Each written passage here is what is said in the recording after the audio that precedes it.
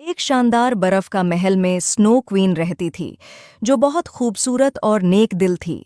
बर्फ से ढके हुए महल के करीब ही साहो नाम का गांव था, जहां लोग अक्सर बर्फ की मलका और उसके चमकते महल की कहानियां सुनाते थे।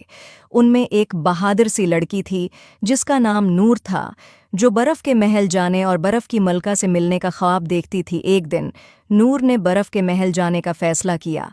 उसने अपने सबसे गर्म कपड़े पहने और दौड़ दूर तक चमकते महल की तरफ रवाना हो गई। सफ़र तवील और ख़तरनाक था, लेकिन नूर का अज़्म कभी कम न हुआ।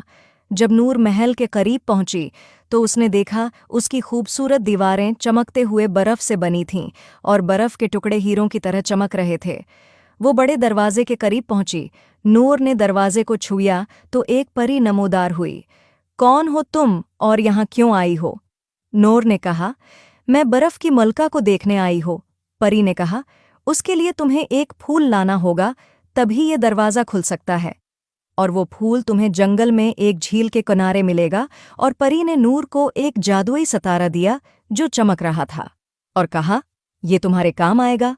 नूर ने जंगल में जाने का फैसला किया। जंगल में चलते चलते वो एक झील तक पहुंची और उसने वो फूल तलाश किया। नूर ने फूल को देखा और उतारने की कोशिश की तो बहुत से मगरमच्छ ने हमला कर दिया। नूर देखकर डर गई, मगर फिर उसने बहादुरी से उनका मुकाबला किया और फूल हासिल कर लिया। नूर फूल लेकर महल गई। दरवाज़ा खुद ब खुद खुल गया। महल के अंदर हर चीज़ बर्फ से बनी थी, फर्नीचर से लेकर नाजुक फानूस तक।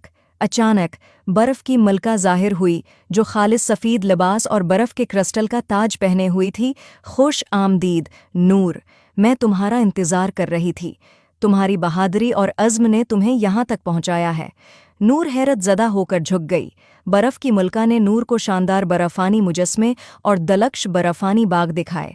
जब सूरज गुरूब होने लगा और बर्फ पर सुनहरी रोशनी बिखरने लगी, तो बर्फ की मलका ने नूर को एक खास हार दिया, एक बर्फ का लाकट जो जादुई रोशनी से चमक रहा था।